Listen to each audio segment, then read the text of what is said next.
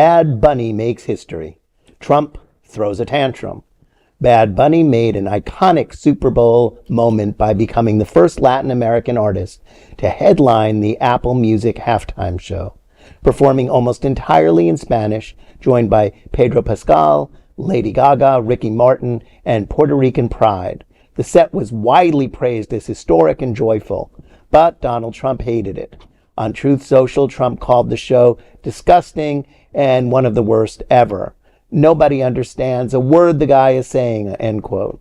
Critics disagreed. The Guardian gave it 5 stars, and fans called it beautiful and top tier.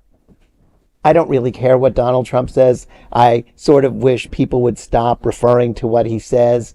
It is exactly why he says it, because then people report on it as him being a tastemaker. I don't know. It's irrelevant. The fact is that this was inclusive, inviting, introduced the United States of America to another culture that many Americans are not at all exposed to because of where they live. And that is exactly what makes this country something to envy all over the world, is that something like that could be on the biggest stage of the biggest news program, the biggest entertainment program, the biggest sports program anywhere in the world, other than maybe FIFA. And kudos to NBC for doing it, and to the NFL for making it happen, and for Bad Bunny to not being a psycho bunny. Right. I love that Bad Bunny is such a good person, that he did what they're trying to keep from happening. They don't want information. They don't want history. They don't want culture. They want all of that band, all these books.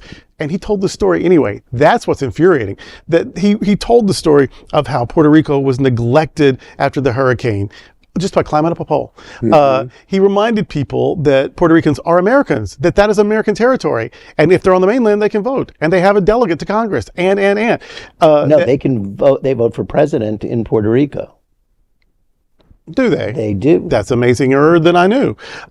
See, you learned something on this show too. But that it was, they have a delegate, they have representation, they are part of this country.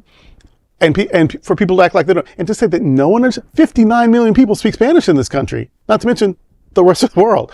And the first European language ever spoken in this country was Spanish.